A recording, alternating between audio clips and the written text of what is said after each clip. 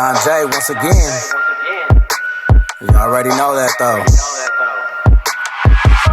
Swear everybody be hating on me. They do though. Say I ain't got it like that. I do though. Well, I guess I gotta come through, man. I gotta up my score, right? Nickel, let's go. Hey, what's good with everybody, man? I hope everybody's having a productive day, feeling blessed, and like I always say, is one life, one chance. We only got one chance to do this right. Let's get it done. Well, trip out on that thumbnail, right?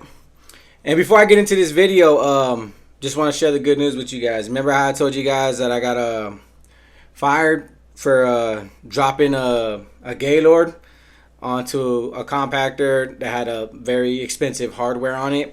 Small, expensive stuff, but they fired me for it. Well, guess what? They called me back. They want me back. Seen I was a good worker. Knew I was a good worker. Knew I was capable of the job. So, I mean, they had talks, man. They went into works and was like, man, we're just bring this dude back. You know, whatever. It was just overlook it like it didn't even happen. So, they gave me my job back. So, to the subscriber that left me a very disrespectful comment saying that I couldn't last on mainline, SNY, I can't even hold a job. You know, he kind of crucified me because of my content. Well, there it is, my boy. Like I said, I just made a minor mistake, but I got my job back. So, there you have it, my boy. So, let's get into this video. Some people shouted to me, and then shout out to all the subscribers that, you know, do love and inspire me and encourage me. They're the ones that shoot me all the topics that I'm talking about. As I'm doing this video, I got 12 different videos already done that I'm supposed to be dropping. Some of the old ones. Subscribers give me topics, and right then and there, if I can talk about it, I can do it. I elaborate on them, save them, drop them when I can. So they encouraged me to do this one. So shout out to the people that do love that I talk about this kind of stuff. But I did see bands got banned and blacklisted from No Jumper. And like I said in my last video, the Nortenos taking over Los Angeles. You know, I was telling the Nortenos out there, even though they don't pay attention, but I know a lot of them do. They say they don't, but they do. I was just trying to tell them, like, look, don't think that's the best you can do. Just showing everybody what you're capable of doing, and it's being seen now. It's being acknowledged for what it is. But, you know, Adam22 said that was the most disrespectful diss track ever. He doesn't condone disrespecting homeboy's mama, this and that. I think there's more to it than that. Now, mind you, I said, you know, mom and kids are off limits, man. You shouldn't even be talking about them. You could have just clapped that lefty gunplay. It is what it is. But it got the man the attention he wanted and he deserved, to be honest with you. And blacklisting him is only going to give him that much more attention. Plain and simple. I don't think it's permanent. I think it's just temporary because of him and Lefty's beef. But here's what I'm thinking, because I'm going to get into some prison politics and jail to share with you. After seeing how the Southerners got so mad that Northerners were going on No Jumper, that were going to quote-unquote LA. And now Adam22 is basically saying LA is his backyard. LA is where his platform's at. He can't have Nortenos coming, disrespecting people from down south, especially in that fashion. Even though he's had people do diss tracks and make fun of dead bodies and people's dead graves and you name it, this one doesn't get the pass. The other ones have, but this one doesn't get a pass because it happened in the streets of Los Angeles. So I think, honestly, like I said, I just think all the Southerners that didn't want to see these guys make it, then go big on these platforms, you know, they're trying to rig the system and rig the industry to where Northerners don't get those opportunities, that all these opportunities belong to them. Now, a lot of people always say the things that I say, no matter if it's Northerners or Southerners, that I'm hating, but I'm going to share something with you. This is my honest opinion. I know to the actives it really doesn't matter, but this is my honest opinion.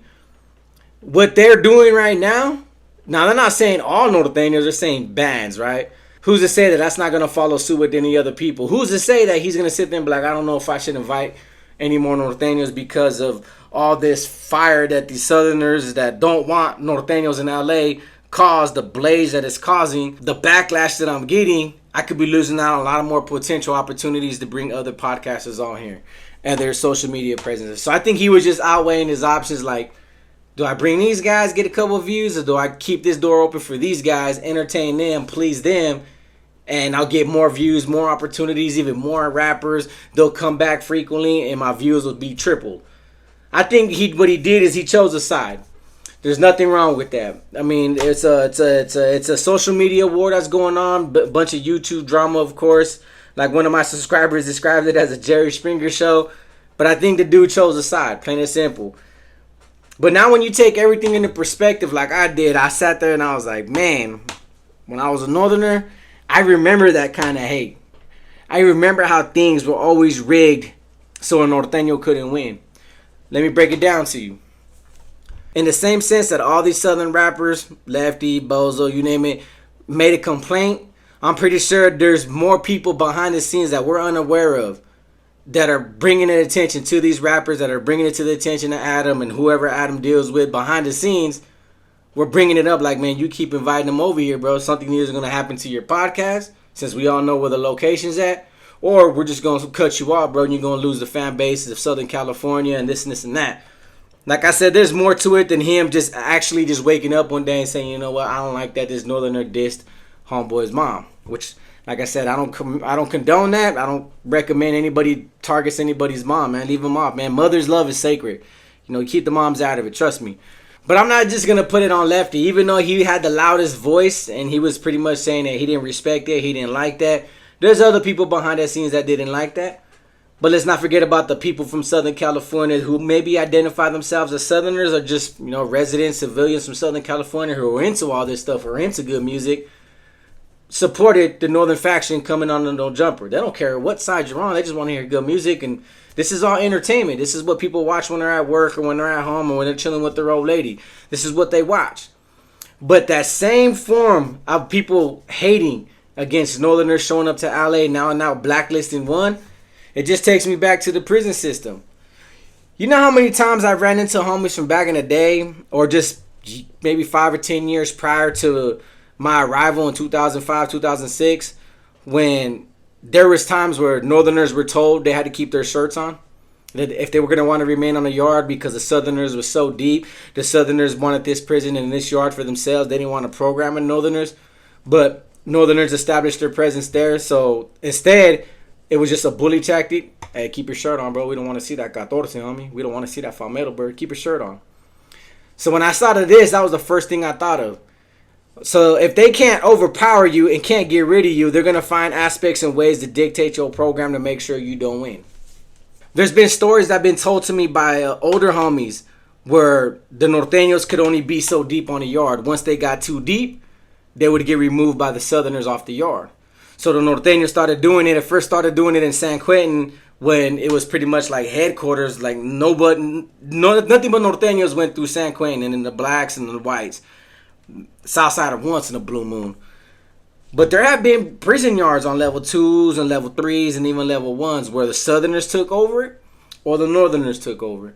And it was a policy for a very long time, man. If the Southerners show up and they get too deep or they start recruiting, we're knocking them down. So once they get like 7 deep, we're just automatically blasting them on the yard. And they would tell the Southern faction that. And Southerners would tell Northerners too, man, you guys can kick it, you 3. But if a bus of any of your homies comes, bro, we're getting you guys off the yard, bro, plain and simple. Giving each other the heads up. I've heard this story so many times in prison. I used to be like, damn, bro, it's like that? That's crazy. Like, ain't nobody going to tell me to keep my shirt on, bro. I got a big old 14 right here, big old North on my back. It's hot, bro. I'm taking my shirt off, bro. Just beat me up, bro. Send me to the hole, man. They got air conditioning in there. You know, it's small examples like that I've heard of.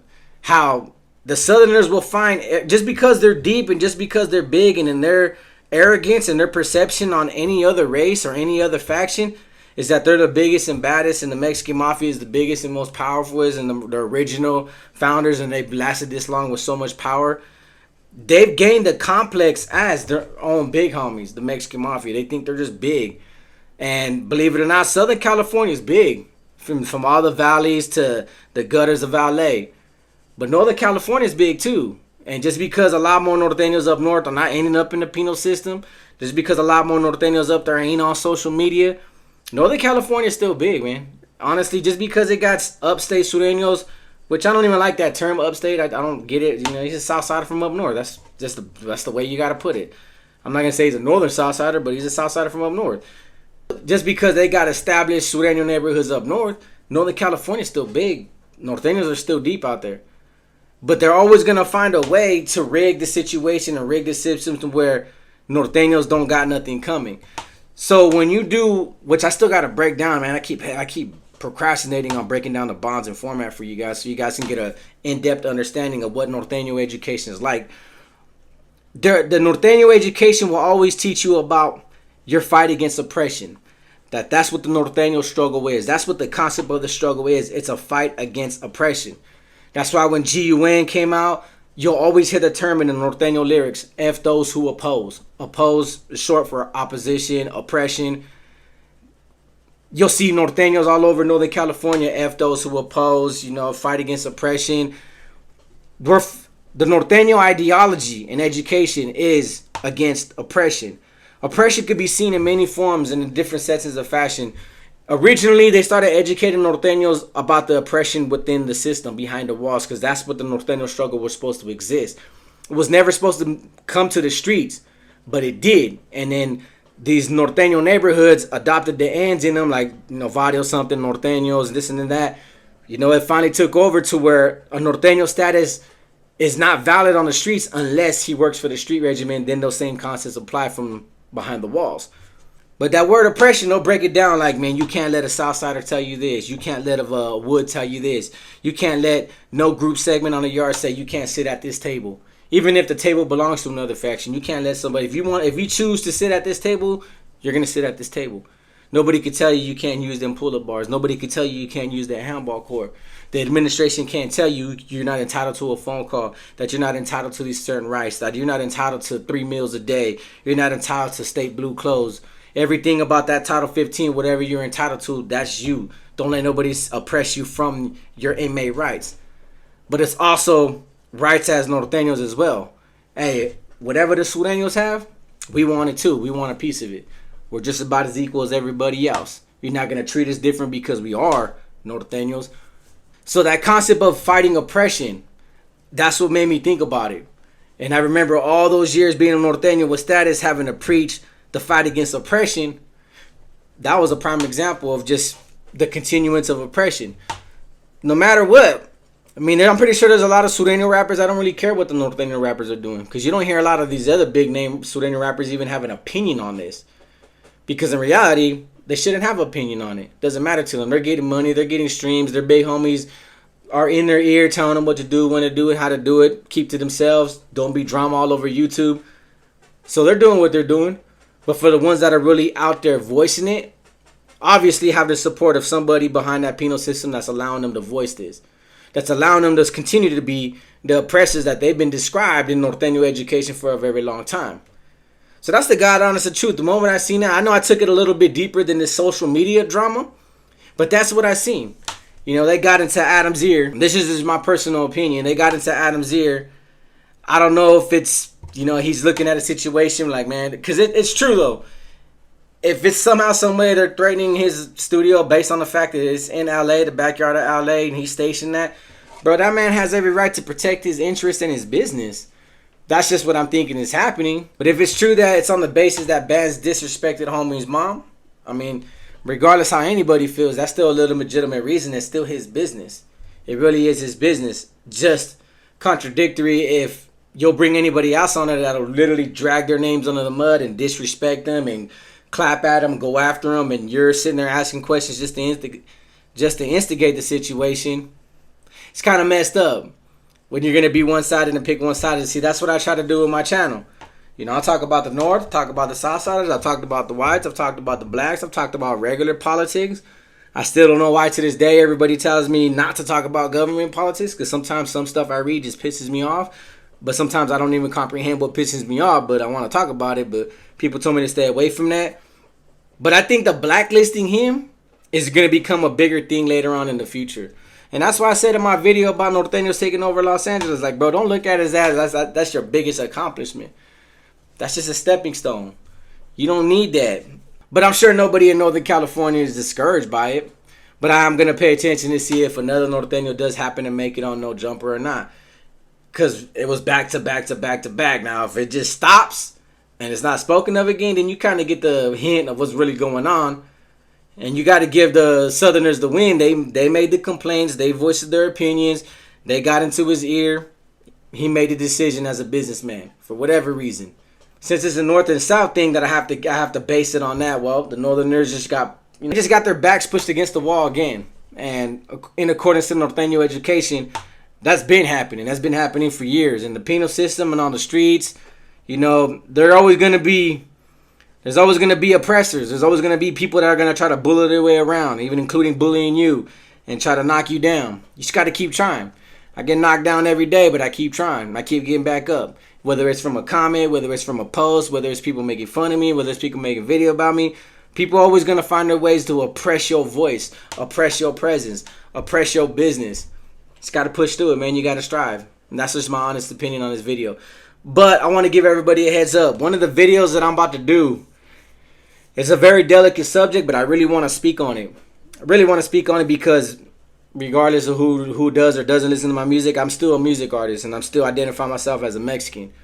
I seen some TikToker post about it, and Foods Community has been talking about it, Florida Foods, and a bunch of other podcasters.